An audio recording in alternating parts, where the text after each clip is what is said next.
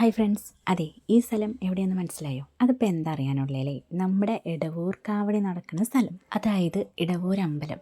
അപ്പോൾ ഈ ഇടവൂരിലെ കാവടി എന്ന് പറയുന്നത് ഒരു ഒന്നൊന്നര സംഭവമാണല്ലേ. കാരണം പല സ്ഥലത്തു നിന്നും പല രൂപത്തിലും ഭാവത്തിലൊക്കെ ഇങ്ങനെ കാവടി അവതരിപ്പിക്കുന്നത് കാണാൻ ഒരു പ്രത്യേക ഭംഗിയാണല്ലേ. പലതരം കളറിലും ഒക്കെ നല്ല രസമല്ലേ കാണാനായിട്ട്.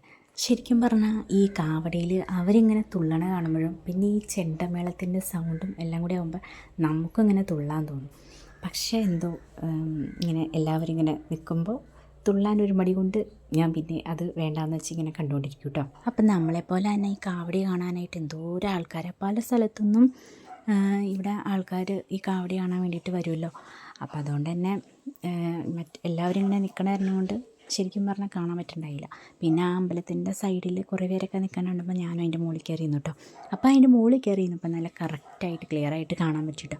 അങ്ങനെ കുറച്ച് നേരം അതിൻ്റെ മുകളിൽ കയറി നിന്നാണ് കേട്ടോ കണ്ടത്. കാവടി ഫുള്ളായിട്ട് തീരണ വരെയൊക്കെ ഇരുന്ന് കാണണമെന്നുണ്ടായിരുന്നു കേട്ടോ. പിന്നെ ഈ പിള്ളേരെയും കൊണ്ട് ഒരുപാട് തണുപ്പൊന്നും അടിക്കണ്ടെന്ന് ഓർത്ത് കുഞ്ഞിക്കുറുമ്പിക്കാണെങ്കിൽ ചെറിയ ചുമയും ജലദോഷമൊക്കെ ഉള്ളതുകൊണ്ട് പിന്നെ നമ്മൾ കുറച്ച് നേരം അവിടെ ഇരുന്ന് തിരിച്ചു പോന്നു കേട്ടോ. കുറച്ച് നേരം കണ്ടിട്ട് നമ്മൾ തിരിച്ചു പോകുന്നു കേട്ടോ.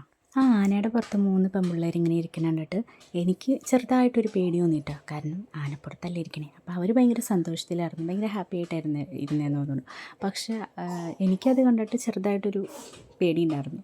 പിന്നെ നമ്മൾ കുറച്ച് ദൂരെയാണല്ലോ നിൽക്കണേ, അപ്പോൾ അത് കാരണം കൊണ്ട് വലിയ പ്രശ്നമൊന്നുമില്ല എന്നുള്ളതിൽ ഞാൻ കുറച്ച് നേരം നോക്കിയിരുന്നു കേട്ടോ. കാരണം ഞാൻ ആദ്യമായിട്ടാണ് ഈ ഉത്സവത്തിന് പെൺപിള്ളേർ ആനപ്പുറത്ത് ഇങ്ങനെ കയറിയിരിക്കണം കണ്ടിട്ടുള്ളത്, ആദ്യമായിട്ടാണ് കേട്ടോ.